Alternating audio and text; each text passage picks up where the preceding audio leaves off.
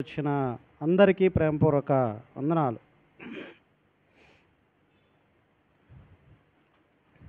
దేవుడు మనల్ని ఎంతగానో ప్రేమించి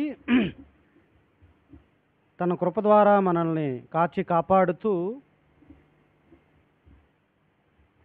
మనల్ని ఆశీర్వదిస్తున్న విధానాన్ని బట్టి దేవునికి ఎల్లప్పుడూ స్తోత్రాలు స్తుతులు చెల్లించాలి.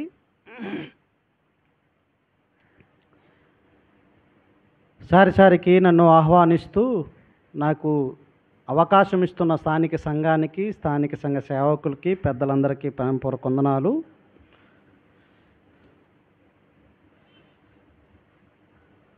చాలా త్యాగంతో కూడిన పరిచర్య ఐజాక్ అన్న ప్రారంభించారు.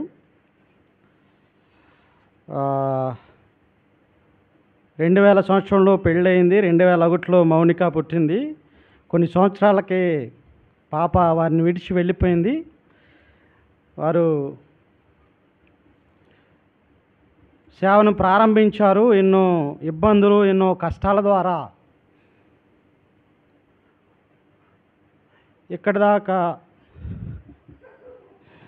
ఈ 16 ఏళ్ల సేవా జీవితంలో వారు చూసిన కష్టాలు కానీ, ఇబ్బందులు కానీ అన్నీ కూడా అన్ని విషయాల్లో ప్రభు సహాయం దయచేస్తూ వచ్చాడు. కొన్ని సందర్భాల్లో తినటానికి లేకపోయినా, కొన్ని సందర్భాల్లో ఉండడానికి లేకపోయినా, కొన్ని సందర్భాల్లో శరీర ఇబ్బందుల ద్వారా హాస్పిటల్ కూడా తీసుకెళ్ళలేని పరిస్థితుల్లో కూడా ఈ సంఘాన్ని వారు ఎంతో త్యాగంతో నడిపిస్తూ ఇక్కడి వరకు తీసుకొచ్చారు.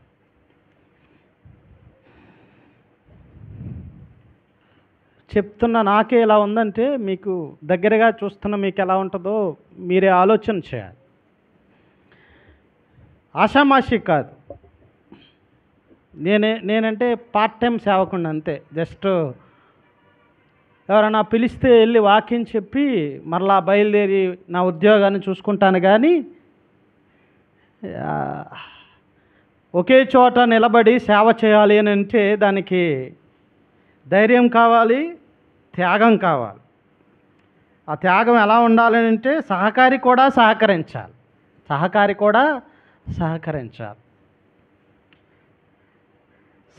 సహకారం లేకపోతే ముందుకు నడవలేదు పని.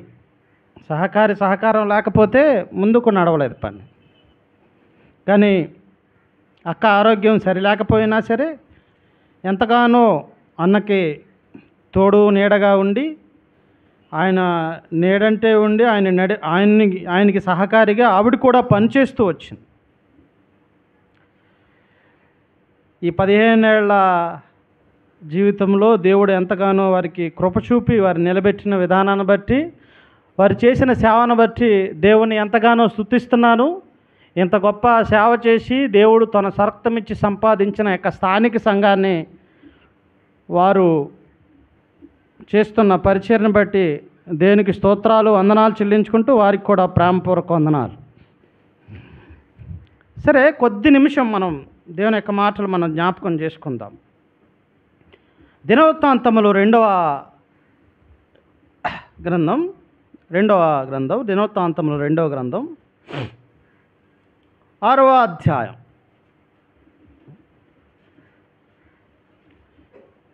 మేబీ మీరు చదివే ఉంటారు ఇది చాలాసార్లు. కానీ ఈ యొక్క 6వ అధ్యాయానికి ఒక ప్రత్యేకత ఉంది. ఈ యొక్క 6వ అధ్యాయానికి 2వ గ్రంథం దినవృత్తాంతములు 2వ గ్రంథం 6వ అధ్యాయం 363వ పేజీ. ఈ యొక్క 6వ అధ్యాయానికి ప్రత్యేకమైన సందర్భం ఉంది. సరే, మనం దాని గురించి జ్ఞాపకం చేద్దాం. కానీ ఒక మాట చదువుదాం. 2వ వచనం చూడండి. నీవు నిత్యము కాపురముండుటకే నిత్య నివాస స్థలముగా నేనొక ఘనమైన మందిరము నీకు కట్టించి ఉన్నాను. చిన్న మాట ప్రార్థన చేద్దాం. సర్వశక్తిమంతుడా, సర్వాధికారి, నీకు స్తోత్రాలు వందనాలు. నీ కృపచేత మమ్మల్ని నడిపించి మాకు సహాయం దయచేసి ఇంతవరకు మొదటి ఆరాధన తలంపులలో నీ కృపను దయచేసో స్తోత్రాలు వందనాలు. నాయన వాక్యపు కూడికలో నీ కృపను దయచేసి మాకు నడిపించి సహాయం దయచే. నిలబడిన నేను నిష్ప్రయోజకుడిని, అల్పుడును, ఎందుకు పనికిరాని వాడిని, అకాలమందు పుట్టినవాడిని.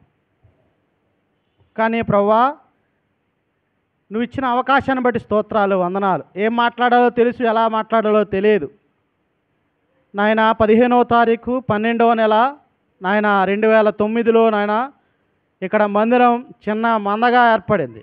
అప్పటి నుంచి ఇప్పటి వరకు కాచి కాపాడుతూ ఈ 15 సంవత్సరాల సేవా జీవితంలో యొక్క స్థానిక సంఘ కాపరిని ఐజాక్ గారిని అక్కనే దీవించి వారు చేస్తున్న సేవను ఆశీర్వదించి నీ స్వరక్తం ఇచ్చి సంపాదించిన సంఘాన్ని బట్టి స్తోత్రాలు, వందనాలు.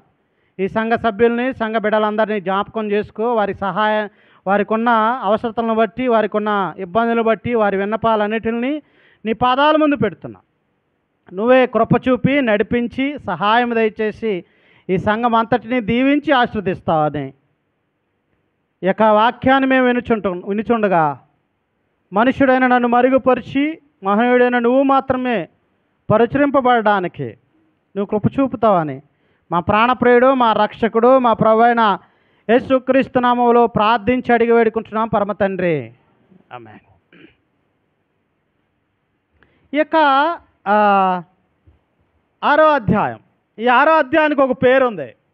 అది నేను పెట్టుకున్న పేరు మందిర ప్రతిష్ట లేదా నిర్మాణ దినము. మందిర ప్రతిష్ట, నిర్మాణ దినం. మేబీ మీరు చదివారో లేదో నాకు తెలియదు, కానీ ఇక్కడ సొలొమోను గొప్ప కార్యాన్ని చేశాడు. అంతకుముందే చేయాలి. దావీదు నేను మందిరాన్ని కడతానంటే నువ్వు కాదు కట్టాల్సింది నీ కొడుకు అని చెప్పాడు యెహోవా ఆయన దేవుడు. అందుకే సొలొమోను ద్వారా మందిరాన్ని నిర్మించాడు. మేబీ ఈరోజు రాత్రి డేవిడ్ రాజు గారు చెప్పాలేమో కానీ వాక్యం నేను ముందే చెప్పేస్తున్నాను, ఏమనుకోవద్దు. ఓకే,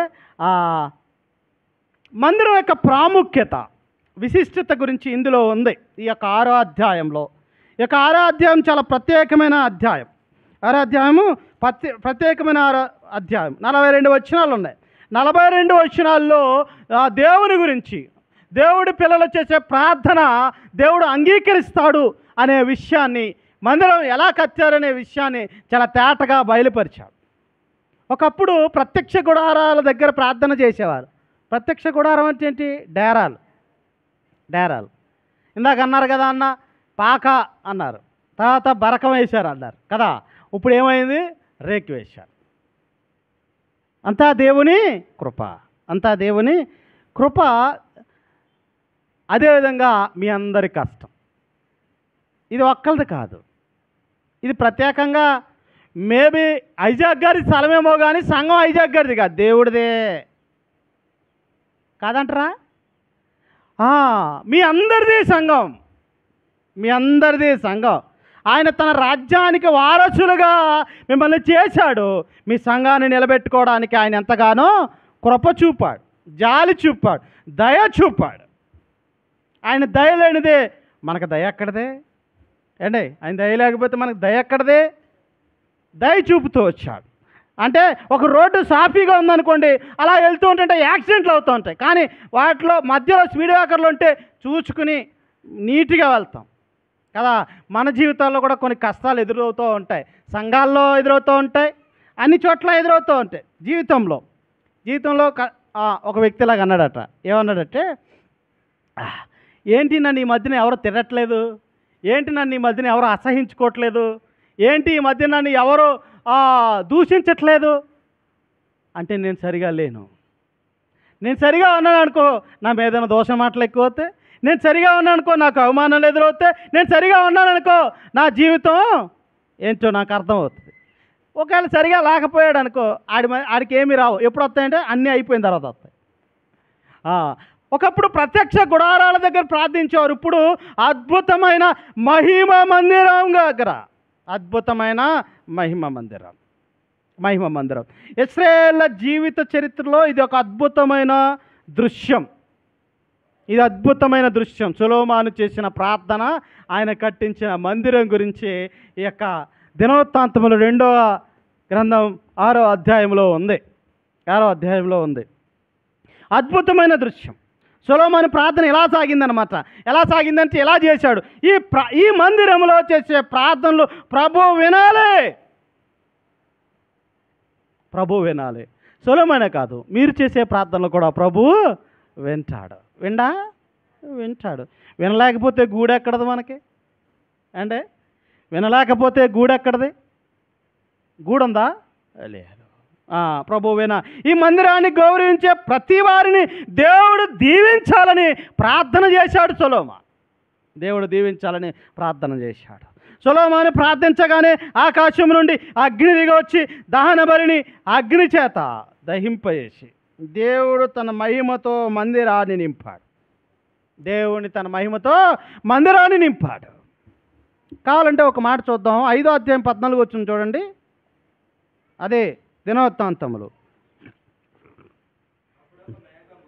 అప్పుడొక మేఘము యెహోవా మందిరము నిండెను. యెహోవా తేజస్సుతో దేవుని మందిరము నిండు కొనగా సేవ చేయుటకు యాజకులు ఆ మేఘమున్న చోట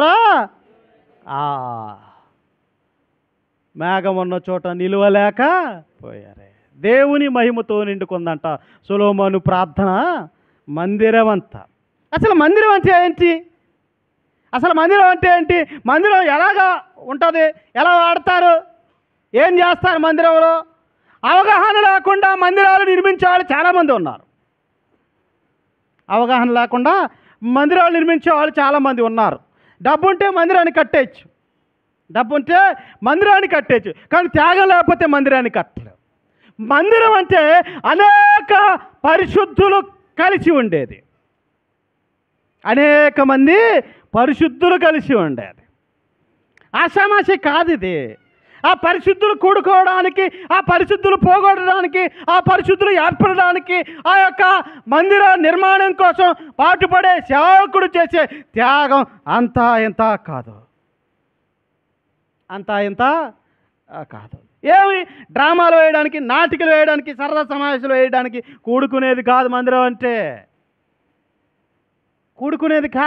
మందిరం అంటే కేవలం వాక్యం బోధించడానికి, ప్రార్థించడానికి, ఆరాధన చేయడానికి, బైబిల్ తరగతులు పెట్టడానికి, ఉజ్జీవ కూటాలు పెట్టడానికి మాత్రమే ఇక మందిరాన్ని ఉపయోగించాలి. ఎలా పడితే అలా ఉపయోగించడానికి అవ్వదు.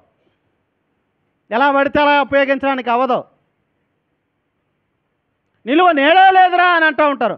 నిలువ నీడ ఎలా కావాలి? ఎందుకు కావాలి? ఉండడానికే. మందిరం అవసరం లేదనుకోండి, ఎవరింట్లో వాళ్ళు కూడుకుంటారు.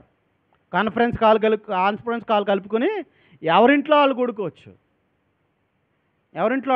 కానీ మందిరం యొక్క ప్రత్యేకత వేరు. మందిరాన్ని మంది ఉన్న చోట మందిగా ఉండేలాగా చూడాలి. మందిరాన్ని ఏదో మబ్బులుగా, ఏదో వెంతలుగా, ఏదో డెకరేషన్లతోటి, లేదంటే అలా చేసి ఇలా చేసి చూస్తేది కాదు మందిరం అంటే. చాలామంది ఒపీనియన్స్ ఎలా ఉంటాయో తెలుసా? మనిషిని చూసి చెప్పేస్తారు ఇది అలాంటోడు అని. నీకేం తెలుసాడు హృదయం? తెలుసా? హృదయం తెలియకుండా మాట్లాడేవాళ్ళు చాలామంది ఉంటారు. ఏం తెలిసి నీకు హృదయం? ఒకప్పుడు చెడ్డవాడేమో, ఇప్పుడు మంచోడేమో నీకు తెలుస్తుందా? ఒకప్పుడు చెడ్డగా ఉన్నాడంటే జీవితాంతకాలం చెడ్డగానే ఉంటాడు. ఎంతసేపు చెప్పాలి?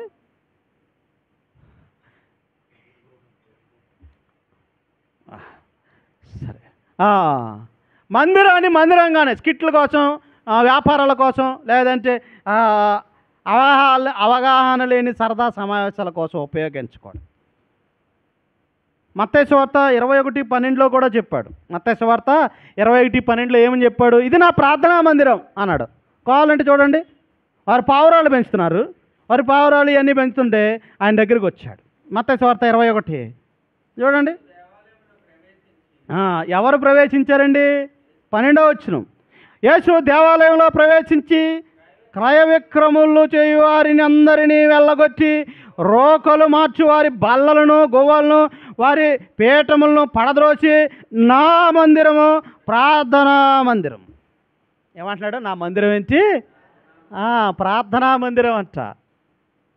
బేతేలు క్రిస్టియన్ అసెంబ్లీ, లేకపోతే బతత్తా క్రిస్టియన్ అసెంబ్లీ, లేదంటే నాకు ఇక్కడ దగ్గరలో యెహోవా షమ్మా, మన ఇలాగ కొన్ని మందిరాల పేర్లు ఉన్నాయి. మందిరాల పేర్లు ఉన్నాయి. నిజమే, ఇవన్నీ మందిరాల పేర్లు. కానీ మందిరం అంటే ఏంటంటే ప్రార్థనా మందిరం. ప్రార్థనా మందిరం. దేవుడు అదే చెప్పాడు. కావాలంటే 3 చోట్ల రాశాడు. మార్కు కూడా అదే మాట రాశాడు. దేవుడు వచ్చి ఏం చేశాడంటే ఇది నా ప్రార్థన. 11:17లో కానీ 19:46లో కానీ మీకు కనబడుతుంది. ఇంటికి ఎలా చూడండి కావాలంటే. ఇది నా ప్రార్థనా మందిరం. ప్రార్థనా మందిరం. నీకు నిజంగా కొన్ని విషయాలు కనబడతాయి. అసలు మందిరం అంటే ఏంటంటే, మందిరం అసలు ఏంటి అని అంటే ఎలా వినండి, ఎలా చూడండి. వాక్యం తీసేటప్పుడు వాక్యం వైపు నా వైపు చూడండి. 4 విషయాలుగా ఇది ప్రార్థనా స్థలం. మందిరం అంటే ఏంటి? ప్రార్థనా స్థలం. ప్రార్థనా స్థలం. మందిరం అంటే ఏంటంటే ఇది ప్రజలు కూడుకునే స్థలం. ఇది ప్రజలు కూడుకునే స్థలం. గుర్తుపెట్టుకోవాలి. మళ్ళీ అడుగుతా, ఇది ప్రార్థనా స్థలం.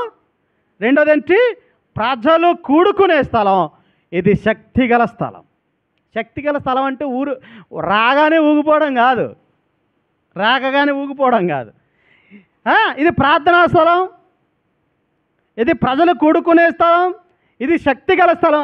ఆఖరిగా ఇది స్తుతి స్థలం. ఇది స్తుతి స్థలం. మందిరానికి 4 పేర్లు ఉన్నాయి. మేము పెట్టుకున్న పేరు 4 పేర్లు. ప్రార్థనా స్థలం, ప్రజలు కూడుకునే స్థలం, శక్తిగల స్థలం, స్తుతి స్థలం. ఇంకో విషయం ఏంటంటే మందిరం ఎప్పటికీ ప్రార్థనా మందిరమే. మందిరం ఎప్పటికీ కూడా 100 పేర్లు ఉండొచ్చేమో, కానీ 100 పేర్లు ఉండొచ్చు, 100 రకాల పేర్లు ఉండొచ్చు, కానీ ఎప్పటికీ అదేంటంటే ప్రార్థనా మందిరం. ప్రార్థనా మందిరం. ఇది ప్రార్థనా స్థలం అన్నాడు. మొదటిది చూద్దాం. మొదటిది ఇది ప్రార్థనా స్థలం. అసలు ప్రార్థనా స్థలం అని ఎందుకు అన్నాడంటే ప్రార్థన చాలా ప్రాముఖ్యమైనది వ్యక్తిగత జీవితాలకి. మీకు తెలిసా మనం అడుక్కునేవాళ్ళమని? ఈ మాట అంటే పాపం బాధపడతారేమో. మనం అడుక్కునేవాళ్ళమే నిజంగానే. ఎంతసేపు చూసినా ప్రభా మమ్మల్ని కాపాడు, ప్రభా మాకు ఇది, మాకు అది, మాకు ఇది, ఇలా అడుక్కోవడమే తప్ప ఇచ్చేది ఏదైనా ఉందా? ఎప్పుడు ఇస్తారంటే ఆదివారం తప్ప ఇంకెప్పుడు ఎవరు. అది కూడా ఇసుక్కుంటా ఇస్తా ఉంటారు. అది కూడా ఇసుక్కుంటా తిట్టుకుంటూ ఇస్తావా కదా? అడుక్కునేవాళ్ళం మనం, బెగ్గర్స్ కాదంటారా? ఇది గొప్ప విశ్వాసం అంటే గ్రేట్ బెగ్గర్ అని చెప్పచ్చు. అడగాలి. అడగపోతే ఎలాగిస్తాడు ఆయన? ప్రార్థన చాలా ప్రాముఖ్యమైనది ప్రతి ఒక్కరి జీవితంలో. కాలికి దెబ్బ తగిలిందనుకో అమ్మా అని అడుస్తాం. అమ్మా అంటే ఎవరిని? ఏ లోకంలో నీకు 4 మాసాలు 9 నెలల్లో కన్నా అమ్మని పిలుస్తున్నాం అనుకున్నారా? కాదు, ఆయనే. నొప్పి కలిగి చేసింది అమ్మ అని అడుగుతున్నావు. నొప్పి ఎవరు కలిగి చేశారు? నొప్పి తీర్చేవాడు ఎవరు? నొప్పి ఇచ్చేవాడు ఎవరు? మరి ఎవరిని పిలుస్తున్నావు? తండ్రి అబ్బా అని పిలవడానికి కూడా అర్హత కలిగిన వాడు ఆయనే. ప్రార్థనా స్థలం. ప్రార్థన చాలా ప్రాముఖ్యమైన సంగతే. మనిషికి అది చాలా అవసరం. ఏ మనిషికైనా సరే ప్రార్థన. ఇలా చూడండి, ప్రార్థన చాలా అవసరం. ఊపిరి లేకపోతే మనిషి చనిపోతాడు. అలాగే ప్రార్థన లేకపోతే విశ్వాసిగా జీవించడం అసాధ్యం. ఆత్మీయంగా చనిపోతాం. ఇది ప్రార్థనా స్థలం. ప్రార్థనా స్థలానికి కొన్ని పేర్లు ఉన్నాయి. చూడండి, కొన్ని పేర్లు ఉన్నాయి, అది చెప్తాం. దినవృత్తాంతములు 2వ గ్రంథం 6వ అధ్యాయం తీయండి.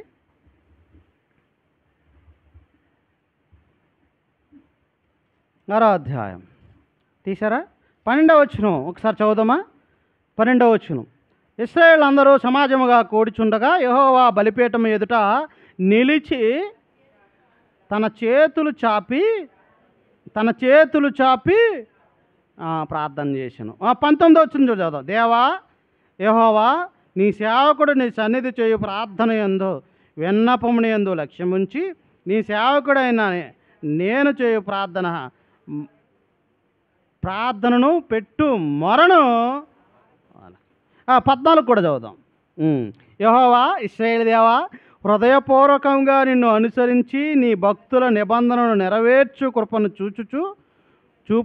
చూపుచు నుండు నీ వంటి దేవుడు ఆకాశం అందైనను భూమి అందైనను లేడు. ఇలా చూడండి, దీనికి ఒక పేరు పెడదాం. అది దినవృత్తాంతం 2వ గ్రంథం 6వ అధ్యాయం 12వ వచనం నుంచి 19వ వచనం. దీనికి ఒక పేరు పెడదాం, దేవునికి సమర్పించబడిన స్థలం. ప్రార్థనా స్థలం అంటే ఏంటంటే దేవునికి సమర్పించబడిన స్థలం. మొట్టమొదటి ఏంటంటే దేవునికి సమర్పించబడిన స్థలం. దేవునికి సమర్పించబడిన స్థలం అంటే ఏంటంటే జరిగిన నిర్మాణం కానీ, ఇలా చూడండి, జరిగిన నిర్మాణం కానీ, దాని అందం కానీ, దాని దాతలు కానీ మొదలైన వారిని గురించి హెచ్చరిస్తూ, అంటే వారి గురించి చెబుతూ దేవుని పేరట ప్రతిష్ఠించడం జరుగుతూ ఉంటుంది. ఇగో పలానా ఫ్యాన్లు ఏళ్ళు ఇచ్చారు, పలానా ఇది ఏళ్ళు చేశారు, పలానా పైది షట్టర్ ఏళ్ళు వేయించారు, స్లాబ్ కొంతమంది వేయించారని ప్రతిష్ఠిస్తూ ఉంటారు కొన్ని సంఘాలలో. చూపులైట్ల మీద కూడా పేర్లు ఉంటాయి. వద్దు, చూపులైట్ల మీద కూడా పేర్లు ఉంటాయి ఉండవు, ప్రతిష్ఠించడం జరుగుతూ ఉంటుంది. కానీ దేవుడు ఏం చెప్తున్నాడండి, ఇది దేవునికి సమర్పించబడిన స్థలం. అంటే ఏంటి అని అంటే యోహాను సువార్త 17 తీయండి, 17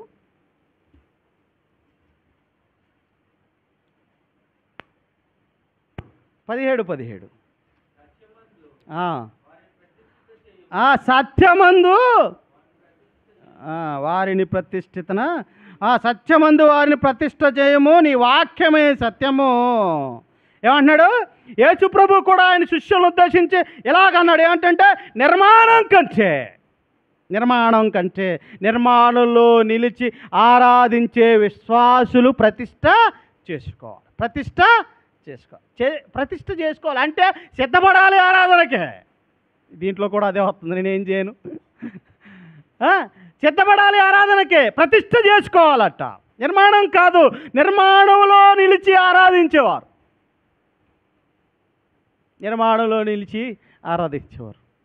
చాలామంది ఇలా చేస్తూ ఉంటారు ఆరాధన.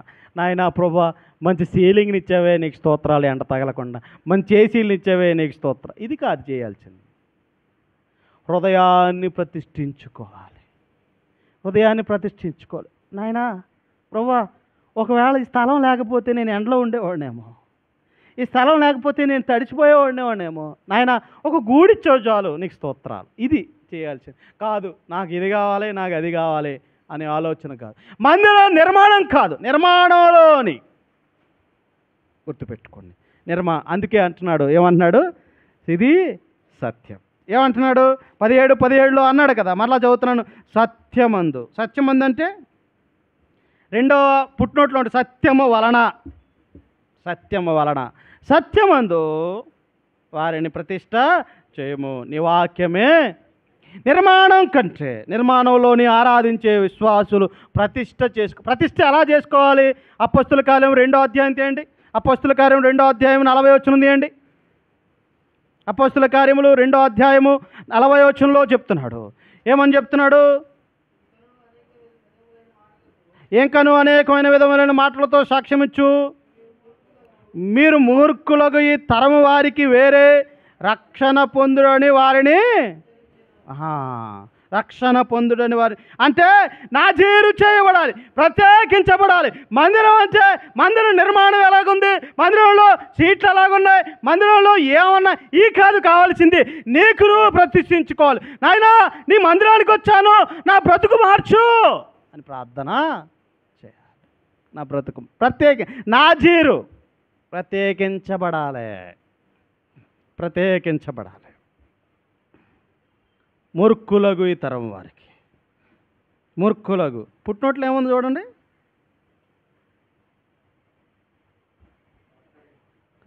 వంకరోనికి అన్నానండి అని అంటారా? అమ్మలు అంటారు. అంటే దాని మీనింగ్, ఎగ్జాక్ట్ మీనింగ్ ఏంటో తెలిసి, మూర్ఖుడిగా అన్నానంటే నేను అని అంటా.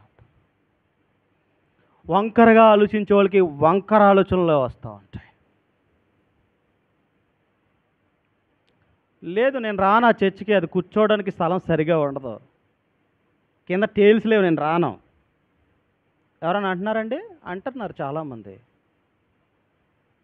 ఒకవేళ అలా అనేవాళ్ళకి నిజంగా నువ్వు ప్రతిష్ఠించుకుని నీ ఒక్కడికే టైల్ వేసుకుని కూర్చో కావాలంటే,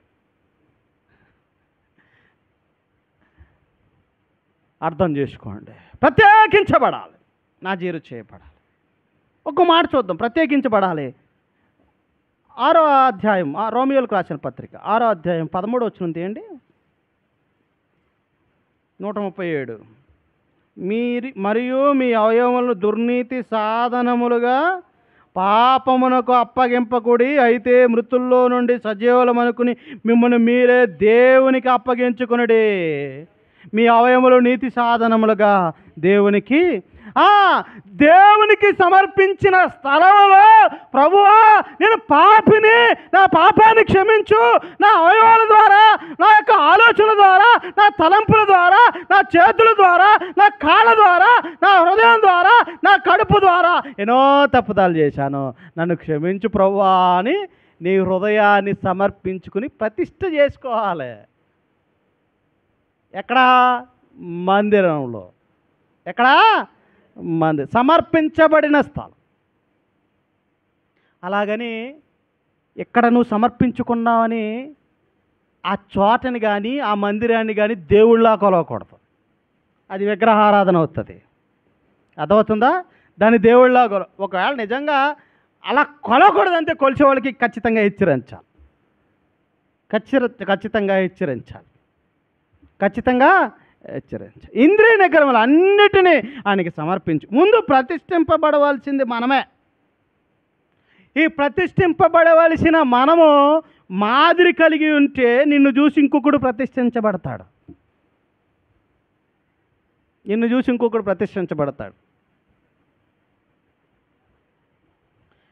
మనం కొంత కల్చర్లో ఉన్నాం, అంటే కొంత ట్రెడిషనల్లో ఉన్నాం. ఇండియాలో ఉన్నాను కాబట్టి మనం చాలా జాగ్రత్తగా రావాలి. చర్చికి వచ్చేటప్పుడు ఇష్టానుసారంగా రాకూడదు. సరైన వస్త్రాలు ధరించుకుని రావాలి. స్త్రీలు సరైన వస్త్రాలు ధరించుకుని రావాలి. వీలైనంత వరకు పురుషులు రక్షించబడ్డ వారు ఎవరైనా సరే ఈ టీషర్ట్లు కానీ ఇవన్నీ మానేయాలి. సరిగ్గా రావాలి. ఇంటర్వ్యూకి వెళ్తే ఎలాగెళ్తావు? ఇన్షర్ట్ చేసుకుని తలదోకుని నీట్గా వెళ్తావు. నువ్వు పరీక్షించుకునే ప్రతి సమయంలో పరీక్షించుకునే స్థలం ఏదైనా ఉందంటే దేవుని పరిశుద్ధుల సమాజం. పరిశుద్ధుల అసెంబ్లీ అంటే ఏంటి? సమాజం. పరిశుద్ధుల సమాజం.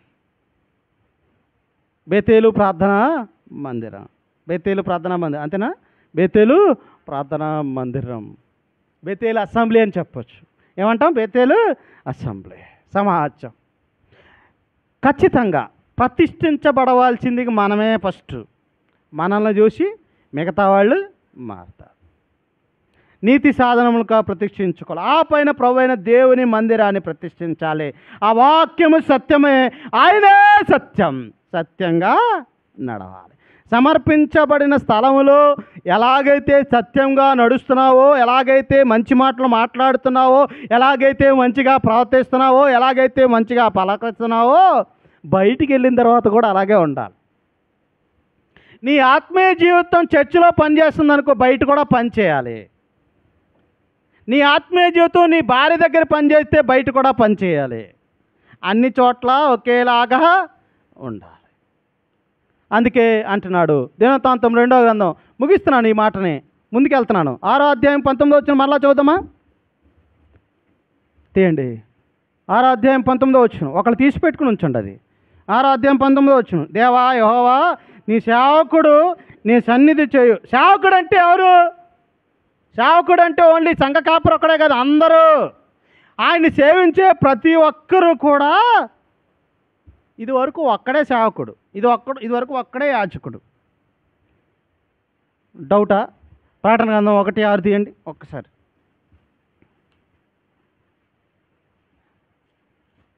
ఒకటి 6 ఏమనుంది అక్కడ?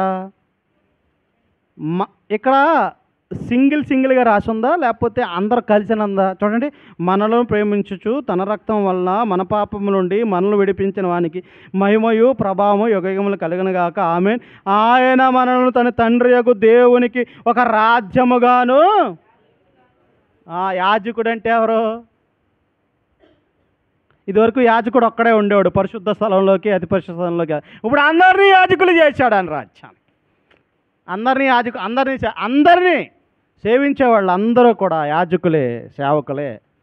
మేబీ నీ సేవ చేపలు చుట్టడం ద్వారా నువ్వు చేస్తున్న సేవ. నీ సేవ మేబీ ఆ యొక్క వండిన పాత్రలో కడగడం ద్వారా నీ సేవ ఉంటుంది. మేబీ నువ్వు వృద్ధురాలై ఉంటే నీకు మోకాలు సరిగా లేకపోతే నీ సేవ ఎలా ఉంటుందంటే ఆ మందిరానికి త్వరగా వచ్చి అక్కడ కూర్చుని అందరి కోసం ప్రార్థన చేసే సేవ. ఒక్కొక్కరికి ఒక్కొక్క వరాన్ని దేవుడు ఇచ్చాడు. But there is a some special responsibility కొంతమంది సేవకులకి ఇస్తారు. వాళ్ళే సంఘాన్ని నడిపించే సేవకులు. ఇప్పుడు నేను కూడా సేవకుండే, నేను కూడా యాజకుండే. దేవుణ్ణి ఆరాధన చేస్తున్నాను, దేవుణ్ణి పూజిస్తున్నాను, దేవుని వాక్యాన్ని వివరిస్తున్నాను. దేవుడు నాకు ఇచ్చిన వరాన్ని బట్టి నేను లేదు ప్రత్యేకంగా సంఘం ఉన్నవాడే వాక్యం చెప్పాలి అని అంటే ఈ లోకంలో ఎంతోమంది ఉంటారా? ఉండరు. ఆలోచన చేయాలని ప్రభుపేట మనవి చేస్తున్నాను. నీ సేవకుడైనా ఏమంటున్నాడు? నీ సేవకుడిని సన్నిధి చేయి ప్రార్థన ఎందు విన్నపము ఎందును రక్షమించి నీ సేవకుడైన నేను చేయు ప్రార్థన పెట్టు మొరను అలా సమర్పించబడిన స్థలంలో సమర్పించబడవలసింది మొట్టమొదటిగా ఎవరో? మనమే. చెప్పాలి, ఎవరో? మనమే. సరే, రెండవ మాట ప్రార్థనా స్థలం గురించి. రెండవ మాట చూద్దామా? అదే దినవృత్తాంతం 2వ గ్రంథం 20 వచనం నుంచి 21 వచనం వరకు చదివితే, నీ సేవకులు ఈ స్థలము తట్టు తిరిగి చేయు విన్నపములను వినుటకై నా నామమును అచ్చట ఉంచెదనని నీవు సెలవిచ్చిన స్థలములు ఉన్న ఈ మందిరం మీద నీ కనుదృష్టి రాత్రింబగళ్ళు నిలుచునుగాక. నీ సేవకుడు నీ జనులైన ఇశ్రాయేలు ఈ స్థలము తట్టు తిరిగి చేయబో ప్రార్థనలను నువ్వు ఆలకించుము. ఆకాశమందున్న నివాస స్థలముల మందు ఆలకించినప్పుడు ఇది ప్రార్థనా స్థలం. ప్రార్థనా స్థలంలో మనం చెప్పుకున్న మాట ఏంటి? సమర్పించుకునే స్థలం. ఇంకొక స్థలం ఏంటంటే చింతలు తీర్చే స్థలం అంట. ఏంటి? ప్రార్థనా స్థలం అని అందుకే అన్నారు, చింతలు తీర్చే స్థలం. చింతలు అంటే విచారం, ఇబ్బంది. చింతలు తీర్చే స్థలం. సహజంగా శోధనలు బాధల్లో కృంగిపోయినప్పుడు చింతిస్తూ ఉంటాం. ఇలా చూడాలి, శోధనలు బాధల్లో వచ్చినప్పుడు ఏం చేస్తాం? చింతిస్తూ ఉంటాం. మనం శోధన నుంచి తప్పించుకుపోవచ్చు, ఎందుకంటే ఒకదాని వెంట ఒకటి వస్తూనే ఉంటాయి. కానీ చింత నుంచి విడనాడవచ్చు కదా? చింత నుంచి విడనాడవచ్చు. 55వ కీర్తన తీయండి. 55వ కీర్తన 22వ వచనం ఒక మాట గుర్తొస్తుంది. 55:22.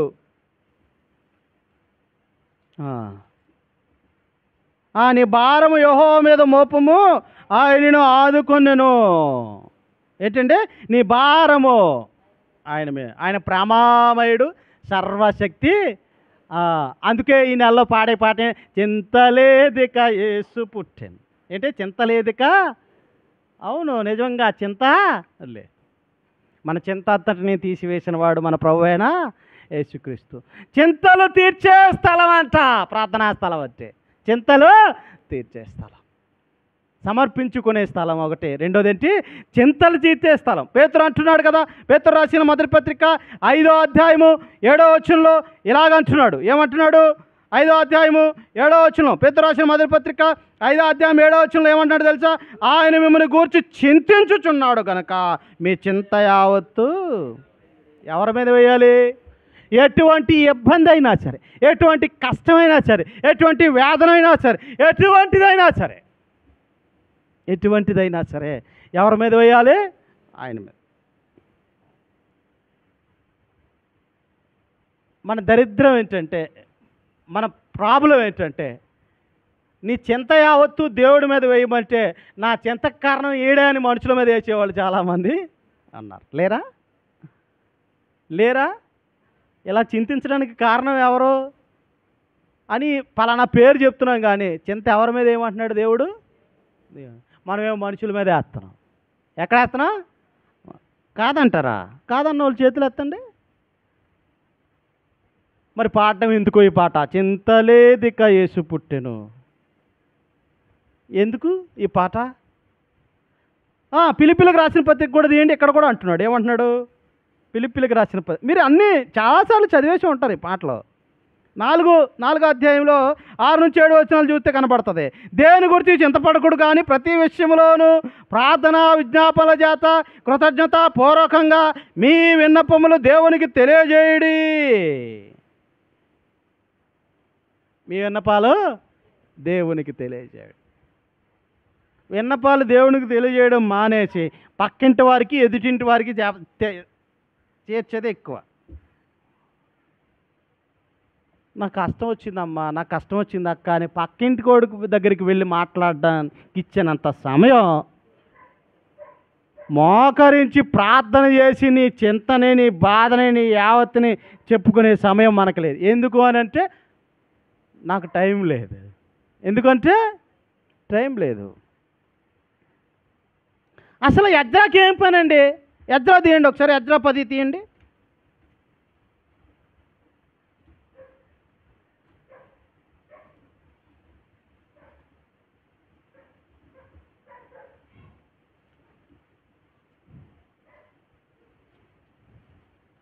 ఎజ్రా 10వ అధ్యాయం 1వ వచనం. ఎజ్రాకి ఏం పని? ఎజ్రా ఏడ్చుచు దేవుని మందిరం ఎదుట సాష్టాంగపడి ఏంటండి పాపమును ఒప్పుకొని. పాపమును ఒప్పుకొని. అబ్బా ఎంత గొప్ప మాట. ఎజ్రాకి ఏం పని? ఎవరి కోసం చేస్తున్నాడు ప్రార్థన? ఎజ్రా ఎవరి కోసం ప్రార్థన చేస్తున్నాడు?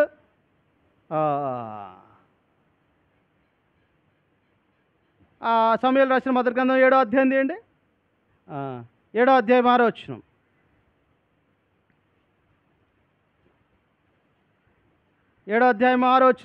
సమూయేలు రాసిన మొదటి గ్రంథం 7వ అధ్యాయము 6వ వచనం చదవండి. చదవమ్మా. వారు మిస్పాలో నీళ్లు చేది యెహోవా సన్నిధిని కొమ్మరించి ఆ దినమున ఉపవాసం ఉండి యెహోవా దృష్టికి ఏమంటున్నాడు అక్కడ ఆయన? పాపాత్ములము. ప్రార్థనలో మొట్టమొదటివాడు ఎవరు తెలుసా? ప్రార్థనా పరులో మొట్టమొదటివాడు సమూయేలు. ఎందుకు ఆయనకి ఏం చేస్తున్నాడు? వీళ్ళందరూ ఎందుకు చేస్తున్నారు ప్రార్థన? అయ్యా మేము పాపాత్ములను ప్రార్థన ఎజ్రా చేశాడు, సమూయేలు చేశాడు, సొలొమోను చేశాడు, అందరూ చేశారు. మరి నువ్వు చింతలు తీర్చే స్థలంలో నీ చింతను చెప్పుకోవడానికి సమయం లేదు. నీ చింతను తీర్చుకోవడానికి సమయం లేదు. ఆలోచన చేయండి ప్రియమైన దేవుని బిడ్డలారా, అమ్మలారా, అక్కలారా. అర్థమవుతుంది అనుకోండి. ప్రార్థనా స్థలం ఏంటంటే చింతలు తీర్చే స్థలం. చింతలు తీర్చే స్థలం.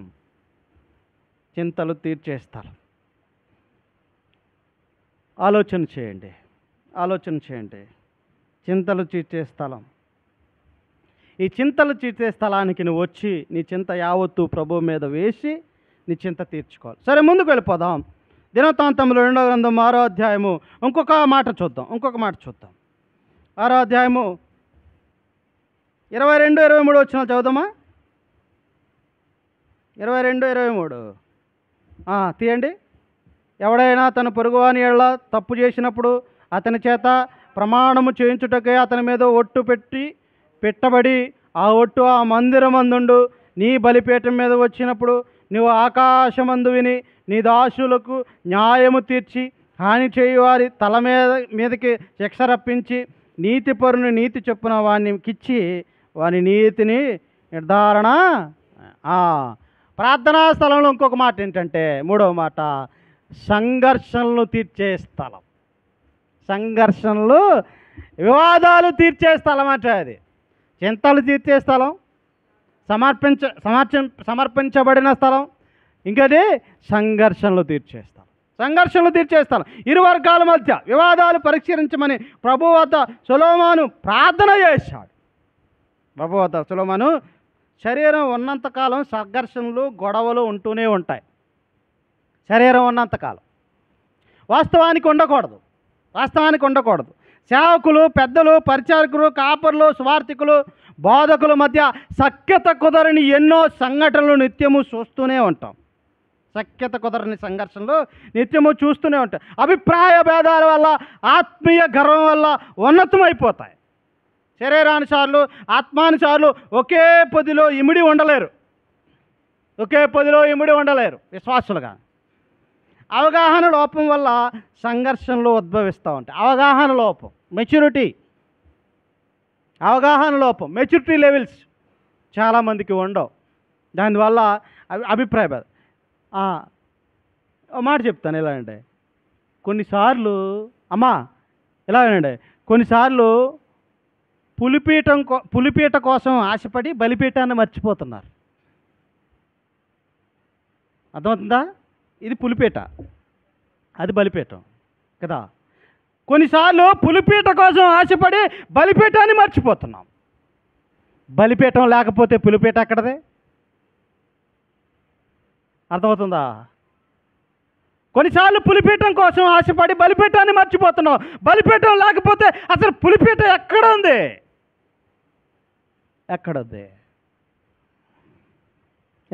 ఆలోచన చేయండి.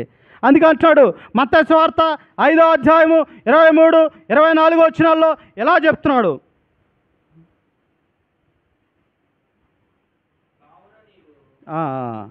కావున నీవు బలిపీఠమునొద్ద అర్పణ నర్పించుచుండగా నీ మీద నీ సహోదరునికి విరోధమేమైనను కలదని అక్కడ నీకు జ్ఞాపకం వచ్చిన ఎడలా ఏంటి? అప్పుడు చదవండి 24. అక్కడ బలిపీఠమున ఎదుటనే నీ అర్పణను విడిచిపెట్టి మొదట వెళ్ళి నీ సహోదరితో సమాధాన పడము, అటు తర్వాత వచ్చి నీ అర్పణ. మనం అంటాం కదా, ఎవరైనా ఈ వారం సిద్ధపడకపోతే ఆగిపోండి, ఆరాధన చేయకండి, ఈ వారం ఆగిపోండి. మీరు సిద్ధపడిన తర్వాతే ఒప్పుకోండి. నీ సహోదరునితో విరోధం ఉందనుకోండి, నువ్వు అర్పించిన అర్పణ పైకి చేరదు. వెళ్ళి సమాధాన పడాల్సిందే. సమాధానం లేకుండా ఎంత ఆరాధన చేసినా, ఎంత మొరపెట్టినా, ఎంత ఏడ్చినా, ఎంత గొంగళి పెట్టినా సరే ఆరాధన ప్రభుకి చేరదు. గుర్తుపెట్టుకోండి. చాలా చోట్ల చాలామంది పులిపీట కోసం ఆశపడి బలిపీఠాన్ని మర్చిపోతున్నారు. పులిపీట కోసం ఆశపడి ఏం చేస్తున్నారు? బలిపీఠాన్ని బలిపీఠం లేకపోతే పులిపీట ఎక్కడుంది ప్రియులారా? బలిపీఠం లేకపోతే పులిపీట ఎక్కడుంది? ఒకని ఎడల ఒకడు దయ కలిగి కరుణాహృదయులై క్రీస్తునందు దేవుడు మిమ్మల్ని క్షమించిన ప్రకారము మీరు ఒకరినొకడు. నాకు ప్రార్థన ఇవ్వలేదండి ఆయన, 8 సంవత్సరాల నుంచి వస్తున్నాను అని మానేసిన వాళ్ళు ఎంతమంది ఉన్నారు? నాకు పాట అవ్వలేదు, నేను బాగా పాడతానే. మేబీ కొన్ని క్షణాల్లో మర్చిపోవచ్చు. అంత గొప్ప జ్ఞానం ఉన్న వ్యక్తులు మీకైతే కాదు. ఒకవేళ మర్చిపోయారు అనుకోండి, తోటి సహోదరులు ఎవరైనా సరే వెళ్ళి గుర్తు చేయాలి. ఒకవేళ అయిపోయిన తర్వాత అన్న ఆయన గురించి మర్చిపోయామంటే, అవునా సరేలే వచ్చి వారం ఇద్దామని అంటారు. కొంతమంది ఏమంటారు తెలుసా సేవకులు? కొంతమంది ఇలాగ ఇవ్వాలా అని అడుగుతారు. ఇక్కడే సంఘర్షణలు, ఇక్కడే గొడవలు, బోధకుల మధ్య, సేవకుల మధ్య, పెద్దల మధ్య, బోధకుల మధ్య, పరిచారకుల మధ్య అనేక రకమైన ఇబ్బందులు, సంఘర్షణలు ఎదురవుతున్నాయి. అయ్యా, పులిపీట మీద పాడడానికి పాట అవ్వకపోతే బలిపీఠాన్ని మర్చిపోతున్నావా? పులిపీట మీద ప్రార్థన చేయడానికి అవకాశం అవ్వకపోతే బలిపీఠాన్ని వదిలేసుకుంటున్నావా? ఇది స్త్రీలైనా సరే, పురుషులైనా సరే, ఎవరైనా సరే ఆలోచన చేయండి. పులిపీట కోసం ఆశపడి బలిపీఠాన్ని మర్చిపోతాం. మనకి ముందు ఉండాల్సింది ఏంటంటే బలిపీఠం. ఆయన మనకు చేసింది బలి అర్పణ, మనం ఆయనకి ఇవ్వాల్సింది హృదయార్పణ. ఆయన మనకు చేసింది బలి అర్పణ, మనం ఆయనకి ఇవ్వాల్సింది హృదయార్పణ. సరే, ఇంకొక స్థలాన్ని చూద్దాం. ప్రార్థనా స్థలంలో ఇంకొక స్థలాన్ని చూద్దాం. నేను ముగిస్తానులే, త్వరగానే ముగిస్తాను. దినవృత్తాంతం 2వ గ్రంథం 6వ అధ్యాయం 26 నుంచి 30 వచనాలు చదవాలి. కానీ అంత చదవద్దు, కానీ మీరు ఇంటికి వెళ్ళాక చదవండి. 26 నుంచి 30 వచనాలు చదవండి. ఇక్కడ ఏమని రాసిందంటే, ఇది తప్పులు ఒప్పుకునే స్థలం అంట. ఇదేంటి? తప్పులు ఒప్పుకునే స్థలం. మొట్టమొదటి ఏంటి? ఇది సమర్పించబడిన స్థలం అంటే ప్రార్థనా స్థలం. ఇది చింతలు తీర్చే స్థలం అంటే ప్రార్థనా స్థలం. ఇది సంఘర్షణలు తీర్చే స్థలం అంటే ప్రార్థనా స్థలం. ఆఖరిగా ఇది తప్పులు ఒప్పుకొనే కాదట్టరా? నీ దృష్టి ఎదుట పాపము చేసినందున ఆకాశం మూయబడి వాన కురిగినప్పుడు వారు ఆ స్థలము తట్టు తిరిగి ప్రార్థన చేసి నీ నామాన్ని ఒప్పుకొని అన్నిటినీ విడిచిపెట్టారు. అన్నిటినీ దేవుడు ప్రార్థించే ప్రజల్ని గౌరవిస్తాడు. ఖచ్చితంగా ప్రార్థించే ప్రజల్ని గౌరవిస్తాడు. కారణం, ప్రార్థించే ప్రజలు దేవుణ్ణి గౌరవిస్తారు కనుక. మన పాపాలు ఒప్పుకునే స్థలం మందిరమే, ఇంకెక్కడో ఒప్పుకోవడానికి కాదండోయ్. గుర్తుపెట్టుకోండి. మేబీ వీధిలో సువార్త జరిగితే అక్కడ కూడా ఒప్పుకోవచ్చు. కానీ నేను ఏం చెప్తున్నానంటే, వాక్యం మనకి ఎక్కువగా దొరికే స్థలం ఏదైనా ఉందనంటే అది మందిరం. అదేంటి? మందిరం. పాపాలు ఒప్పుకునే స్థలం, తప్పులు ఒప్పుకునే స్థలం. వెంటనే సరి చేసుకోవచ్చు. వాక్యం ఎక్కువగా దొరికే సరి చేసుకోవచ్చు. అందుకే అనుకున్నాం కదా ఇందాక, సరిలేని మనల్ని సరిచేసే వ్యక్తి. పాపం ఉంటే మన జీవితాల్లో సంఘాలు దీవించబడవు. పాపం ఉంటే మన జీవితాల్లో సంఘాలు దీవించబడవు. ఇంటికి వెళ్ళా చదవండి. యెహోషువ 7వ అధ్యాయం చదివితే మీకు అర్థమవుతుంది. యెహోషువ 7వ అధ్యాయం కాలంటే ఇంటికి వెళ్ళా చదవండి. ఇంకా చదవాలంటే 66వ కీర్తన 18వ వచనంలో కూడా చదవచ్చు. పాపం ఉంటే సంఘాలు దీవించబడవు. మన తప్పులు సరిగా ఒప్పుకుంటే ప్రభువు దీవిస్తాడు. మన తప్పులు సరిగా ఒప్పుకుంటే ఏం చేస్తాడు? దేవుడు దీవిస్తాడు. అందుకే అన్నాడు, సామెతల గ్రంథం 28వ అధ్యాయం 13వ వచనంలో చెప్పాడు ఆ మాట. ఏమని చెప్పాడో చూడండి. సామెతల గ్రంథం, అతిక్రమములను దాచిపెట్టువాడు వాడు తెల్లడు. ఏంటంటే వాటిని ఒప్పుకొని విడిచిపెట్టాలి. అమ్మ, అయ్యా, అక్క, చెల్లి, వింటున్నారా? మీకు దేవునికి మధ్య అడ్డంగా ఉన్న పాపాలు అట్లు ఉంచుకుంటే దేవుని మందిరానికి రావద్దు. అర్థమైంది నేను చెప్పిన మాట? మీకును దేవునికి మధ్య అడ్డంగా ఉన్న పాపాలను ఉంచుకొని దేవుని మందిరానికి రావద్దు. ఒకవేళ వచ్చారంటే విడిచిపెట్టేయాలి. మన మూలంగా దేవుని ఆశీర్వాదాలు అడ్డగించబడతాయి. కొన్ని ఆశీర్వాదాలు అడ్డగించబడతాయి. అవేంటో విపులంగా చెప్పడానికి అంత టైం లేదు, కానీ కొన్ని ఆశీర్వాదాలు అడ్డగించబడతాయి మన మూలంగా. ఒప్పుకోకపోతే రావద్దు. ఒప్పుకోవాలంటే రండి, నేను ఎప్పటికైనా ఒప్పుకుంటాను అని రావాలి. మనం ప్రార్థించేటప్పుడు మనల్ని పట్టించుకుంటాడు. చూసి చూడనట్టుగా వదిలేడు ఆయన. ఎవరిని వదిలిపెట్టాడు ఆయన? తెలుసా మీకు? ఎవరిని వదిలిపెట్టాడు? 139వ కీర్తన తీయండి. ఇంటికి వెళ్ళాక 139వ కీర్తన చదువుకోండి. బాగా చదవండి. 139వ కీర్తన ఏమంటాడు తెలుసా? ఎవరిని చూసి చూడనట్టు వదిలిపెట్టడు. యెహోవా, నీవు నన్ను పరిశోధించి తెలుసుకుని ఉన్నావు. నేను కూర్చుండుట, నేను లేచుట నీకు తెలియను. నా తలంపుల పుట్టక మునిపే నీవు నా మనసులో గ్రహించి ఉన్నావు. నా నడకను, నా పడకను నువ్వు పరిశీలన చేయుచున్నావు. నా చర్యలన్నిటినీ నువ్వు బాగా తెలుసు. అమ్మా, పిల్లి కళ్ళు మూసుకుని పాలు తాగుతుంది అట్ట, ఎవరు చూడట్లేదు. మనం కళ్ళు తెరిచి తాగుతున్నాం. అంతే తేడా. నన్ను పట్టించుకోవట్లేదు ఆయన. నన్ను విడిచిపెట్టేశాడు. విడిచిపెట్టేవాడు కాదు, విడనాడేవాడు కాదు, విడిపించేవాడు. ఎవరండి? విడిపించేవాడు. ఎవరు? మన ప్రభు అయిన యేసుక్రీస్తు. చూసారా 139వ కీర్తనలో మన నడక, మన పడక కూడా ఆయనకి తెలుసట. ఇప్పుడు కళ్ళు తెరిచి తాగుతున్నామా, కళ్ళు మూసి తాగుతున్నామా పాలు? 139వ కీర్తన చాలా ప్రత్యేకమైన కీర్తన. గీసి పడేశాను నేను. గీసి పడేశాను ఈ కీర్తనని. ఎందుకో తెలుసా? అంతలా చదువుకున్నా ఏది ఆయనకి తెలియకుండా ఉండదు. రహస్యంగా అయినా సరే, బహిరంగంగా అయినా సరే, ఏది ఆయనకు తెలియకుండా చూచి చూడనట్టు వదిలేసేవాడు కాదు ఆయన. మనం ప్రార్థించినప్పుడల్లా ఆయన ముఖాన్ని చూస్తూ, ఆయన చిత్తాన్ని అన్వేషిస్తూ ఆయన పాదాల ముందు పడి, ప్రభా మేము ఇలాంటి వారు, మాకు సహాయం తెచ్చి మమ్మల్ని క్షమించు, మాకు సమాధానం లేదు, సమాధానం కలుగు చేయి, మాలో ఈ ఇబ్బంది ఉంది, మమ్మల్ని తెరువు ప్రభా, మమ్మల్ని కడుగు, మా కళ్ళని కడుగు, మా హృదయాన్ని కడుగు, మా శరీరం అంతా కడుగు, మమ్మల్ని ఆల్రెడీ నీ రక్తం చేత నిలువెల్లా కడిగావే. కానీ కొన్నిసార్లు కడగబడ్డామని మర్చిపోయి, అమ్మా వింటున్నారా, కడగబడ్డామని మర్చిపోయి మూర్ఖపు ఆలోచనలతోటి మమ్మల్ని మేలు మా ఆత్మీయ జీవితాలను పాడు చేసుకుంటున్నాం. ప్రభా మమ్మల్ని క్షమించు అని ఆ ప్రార్థనా స్థలంలో అడగాలి. ఇది ప్రార్థనా స్థలం. ఎన్ని వచ్చినాయి ప్రార్థనా స్థలానికి? 4 వచ్చినాయి. దేవునికి సమర్పించబడిన స్థలం, చింతలో విచారం తీర్చే స్థలం, సంఘర్షణలో వివాదాలు తీర్చే స్థలం, ఆఖరిగా తప్పులు ఒప్పుకునే స్థలం. ఇదే ప్రార్థనా స్థలం. రెండవది ముగిచ్చేస్తా 2, 3 తక్కువ ఉంటాయిలే, 2, 3, 4 కొంచెం ఉంటుంది, కంగారు పడద్దు.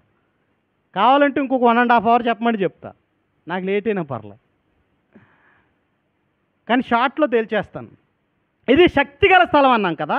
చూడండి, దినవృత్తాంతాలు మొదటి గ్రంథం 7:1 తీయండి. 7:1 దినవృత్తాంతం 2వ గ్రంథం 7:1. సొలొమోను తాను చేసిన ప్రార్థన ముగించినప్పుడు అగ్ని ఆకాశం నుండి దిగి దహన బలులను ఇతరమైన బలులను దహించెను. యెహోవా తేజస్సు మందిరము నిండా. ఇది శక్తిగల స్థలం.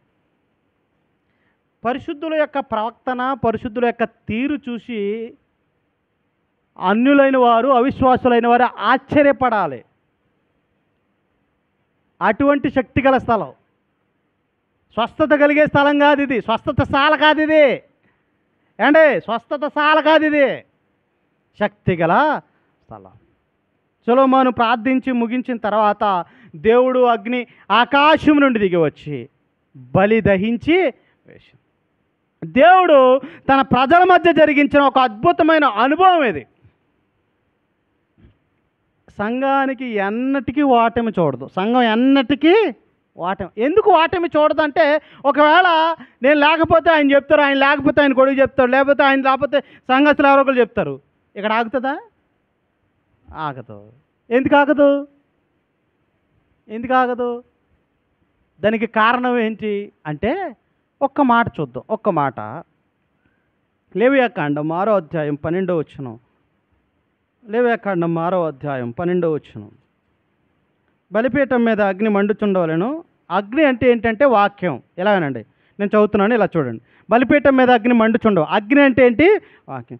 మండుచుండవలను, అది ఆరిపోకూడదు. ప్రతి ఉదయమున యాజకుడు దాని మీద కట్టెలు వేసి, ఏ కట్టెలు? ప్రార్థన అనే కట్టెలు వేసి దాని మీద దహన బలి ద్రవ్యం ఉంచి, అంటే దహన బలి ద్రవ్యం అంటే హృదయాన్నంతటిని అర్పించి, సమాధాన బలియగు పశువు కొవ్వును దహింపవలను. సమాధాన బలియగు పశువు కొవ్వు అంటే కన్నీటితో చేసిన ప్రార్థన ద్వారా బలిపీఠం మీద అగ్ని అప్పటికే,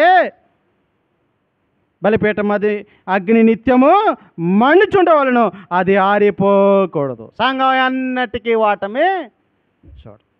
ఎందుకంటే అపోస్తలుల కార్యం 28 ఇది తన స్వరక్తం వచ్చి సంపాదించుకున్నా కదా. స్వరక్తం ఇచ్చి నీ రక్తం నా రక్తం ద్వారా సంపాదించబడ్డది ఇది ఏంటి? మన రక్తం ద్వారా సంపాదించబడింది కాదు. ఆయన స్వరక్తం ఇచ్చి సంపాదించుకున్న సంఘం బేతేలు సంఘం కదా. ఆయన స్వరక్తం ఇచ్చి ప్రతి ఒక్కరికి బాధ్యత ఉంది. ఆయన ఒక్కడికే కాదు, ఆవిడికే కాదు, వాళ్ళ అబ్బాయికే కాదు, మీకే, ఆయనకే కాదు, పెద్దలకే కాదు, కొంతమంది పాడేవారికి, అందరికీ బాధ్యత ఉంది. ఒక్కడని లేదండి, అందరికీ. మందిరం పట్ల ఆ సంఘస్థులు అందరూ బాధ్యత కలిగి ఉండాలి. అప్పుడే అది శక్తిగల స్థలంగా మారుతుంది. అప్పుడే అది శక్తిగల. ఒక సంఘంలో ఉన్న ఒక పరిశుద్ధుడికి, ఒక విశ్వాసికి ఇబ్బంది కలిగితే మిగతా వారందరూ కలిసి అతని కోసం ప్రార్థన చేయాలి. అది మందిరం యొక్క కట్టుబాటు. మందిరంలో చేసే పని అదే. మందిరంలో చేసే పని అదే. ఎందుకంటే ప్రభు అయిన క్రీస్తే దాని స్థాపకుడు. ప్రభు అయిన క్రీస్తే దానికి స్థాపకుడు. ఆయనే పునాది. ఆయన కార్చిన రక్తం ద్వారా వచ్చిన పునాదులు ఇవి, తెలుసా? ఆయన తలపై పెట్టుకున్న కిరీటం ద్వారా వచ్చిన ఆ రక్తం ద్వారా వచ్చిన ఏర్పాటైన షెడ్ ఇది అని మనం ఆలోచన చేయాలి. ఆయనే పునాది, ఆయనే స్థాపకుడు, ఆయనే నిర్మాణకుడు. ఆయన లేకపోతే ఇది లేదు, ఆయన లేకపోతే ఇది లేదు. ఆలోచన చేయండి ప్రియులారా. సరే, ముందుకు వెళ్ళిపోదాం. ఇంకొక మాట చూద్దాం. ఇది ప్రజలు కూడుకునే స్థలం. ఇదేంటి? ప్రజలు కూడుకునే. ఎఫెసీయులకు రాసిన పత్రిక, పేతురు రాసిన మొదటి పత్రిక 2వ అధ్యాయం 10వ వచనం తీద్దాం. ప్రజలు కూడుకునే స్థలం. పేతురు రాసిన మొదటి పత్రిక మొదటి అధ్యాయం 2వ అధ్యాయం 10వ వచనం చూస్తే, ఒకప్పుడు ప్రజగా ఉండక ఇప్పుడు దేవుని ప్రజలైతే, ఒకప్పుడు కనికరింపబడక ఏమేమో ఇప్పుడు ప్రజగా లేని మనల్ని ప్రజలుగా చేయడానికి ప్రభువైన యేసుక్రీస్తు లోకానికి వచ్చాడు. ఆ ప్రజగా లేని మనల్ని ప్రజలుగా చేసి ప్రజలు కూడుకునే స్థలాన్ని మనకి దేవుడు ఇచ్చాడు. దేవుణ్ణి సమీపించడానికి ఉన్నతమైన అందుబాటులో స్థలం మందిరం. అందుబాటులో ఉండేది మందిరం. జనాలను చూసి వెళ్ళేది కాదు మందిరం అంటే, వాక్యాన్ని చూసి వెళ్ళాలి. జనాలను చూసి కాదు వెళ్ళేది మందిరం అంటే, వాక్యాన్ని చూసి వెళ్ళాలి, వాక్యాన్ని నేర్చుకోవాలి. చాలా చోట్ల జనాల్ని, కానుకల్ని, డబ్బును చూసి వెళ్ళేవాళ్ళు ఎక్కువ మంది ఉన్నారు లోకంలో. అందుకే క్రైస్తవుల్ని అవహేళన చేస్తున్నారు. మామూలుగా కాదు, చాలా ఘోరంగా అవమానిస్తున్నారు. ఈ రీల్స్ వచ్చిన తర్వాత ఇంకా దారుణంగా అవమానం చేస్తున్నారు. స్త్రీలు కూడా అలాగే తగలడ్డారు. నిజంగా చెప్పాలి, చాలామంది అలాగే ఉన్నారు. వారి పాడే పాటల ద్వారా కానీ. కొంతమంది ఎలా ఉన్నారంటే, ఎలా పాడుతున్నారంటే మీరే తెలుసుకోవచ్చు. నేను దాని గురించి ప్రత్యేకంగా చెప్పక్కర్లేదు. అందుబాటులో ఉన్న స్థలానికి వెళ్ళాలి. పాత నిబంధనలో ఆయన నివసించే చోటు ఏర్పాటు చేసుకున్నాడు. నివసించే చోటుగా ఏర్పాటు చేసి దేవుని ప్రజలు సమావేశానికి అనుకూలమైనది, దేవుడు అనుగ్రహం దొరికే స్థలం. అది ఆశ్రయ స్థలం, పరిశుద్ధులు ఆరాధించే స్థలం. పరిశుద్ధులు ఎక్కడైతే 2-3 నామాన్ని కూడి ఆరాధిస్తారు, నామాన్ని కూడి ఆయన్ని ప్రార్థన చేస్తారు. మత్తయి సువార్త 18:20 అంటున్నాడు కదా ఆ మాట. మత్తయి సువార్త 18:20 ఏమంటున్నాడు? అనగా 2-3 నా నామమును ఎక్కడ కూడి ఇందురో అక్కడ నేను వారి మధ్యన ఉందునని చెప్పాను. అది మందిరంలో అయినా కాదు, ఎక్కడైనా సరే. కానీ ఎక్కువ మంది కూడుకునే స్థలం ఏది? మందిరం చాలా ప్రాముఖ్యం. ఆఖరిగా ఇది స్తుతి స్థలం. దినవృత్తాంతములు 2వ అధ్యాయం 2వ గ్రంథం 7వ అధ్యాయం 3వ వచనంలో చెప్తున్నాడు. 7వ అధ్యాయం 3వ వచనంలో ఏమంటున్నాడు చూడండి. అగ్నియో యెహోవా తేజస్సును మందిరం మీదకి దిగగా చూసి ఇశ్రాయేలు అందరూ సాష్టాంగ నమస్కారం చేసి ఏమంటున్నాడు? యెహోవా దయాళుడు, ఆయన కృప నిరంతరం ఉండునని చెప్పి ఆయనను ఆరాధించి, ఆరాధన యొక్క ప్రాముఖ్యత, ఆరాధించబడే వ్యక్తి యొక్క ప్రాముఖ్యత, అద్భుతాలు తలపోసుకుంటూ ఆరాధన చేయాలి. ఆయన్ని ఆరాధించే ప్రజలు ఎక్కడ కూడుకుంటారో అక్కడ స్తుతించాలి. ఎక్కడ కూడుకుంటారు అక్కడ స్తుతించాలి. దావీదు అనుభవం ప్రకారం వారి కూడుకునే స్థలం ఎక్కడంటే యెరూషలేము దేవాలయం. మనం కూడుకునే స్థలం దేవుని మందిరం. దేవుని మందిరం అనగా జీవము గల దేవుని సంఘం. ప్రియులారా, జీవము గల దేవుని సంఘం. అందుకే అంటున్నాడు తిమోతికి రాసిన మొదటి పత్రిక 3వ అధ్యాయము 15వ వచనంలో ఆయనను నేను ఆలస్యము చేసినట్లా దేవుని మందిరంలో, అనగా జీవము గల దేవుని మందిరం. ఏంటండి? జీవము గల దేవుని మందిరములో దేవుని సంఘం. ఆయన ప్రజలు ఎక్కడ కూడుకుంటారో అక్కడే జీవం గల దేవుని సంఘంలో కూడుకుంటారు. ఆయన రక్తంలో విమోచించబడిన ప్రజలు కూడుకునే స్థలం. మనం ఒకరినొకరు కలుసుకోవడానికి రావట్లేదు ప్రియులారా, ఒకరినొకరు కలుసుకోవడానికి కూడుకోవట్లేదు, దేవుని కలుసుకోవడానికి మనము వస్తున్నాం. ఇది స్తుతి స్థలం. ఒకసారి చెప్తారా? నేను ముగిస్తాను. ఎన్ని చెప్పాం? 4 చెప్పాం. ఒకటి ప్రార్థనా స్థలం, 2 ప్రజలు కూడుకునే స్థలం, ఇది శక్తిగల స్థలం, ఇంకోటి స్తుతించే స్థలం. ప్రార్థనా స్థలంలో కొన్ని మాటలు ఉన్నాయి. ఏంటి? దేవునికి సమర్పించబడిన స్థలం, చింతలు తీర్చే స్థలం, సంఘర్షణలో వివాదాలు తీర్చే స్థలం, తప్పులు ఒప్పుకునే స్థలం. అదే ప్రార్థనా స్థలం. ఇదే నా ప్రార్థన మందిరం అని దేవుడు చెప్పాడు. ఈ కొద్ది మాటలు దేవుడు దీవించిన గాక. ఆమేన్. అందరికీ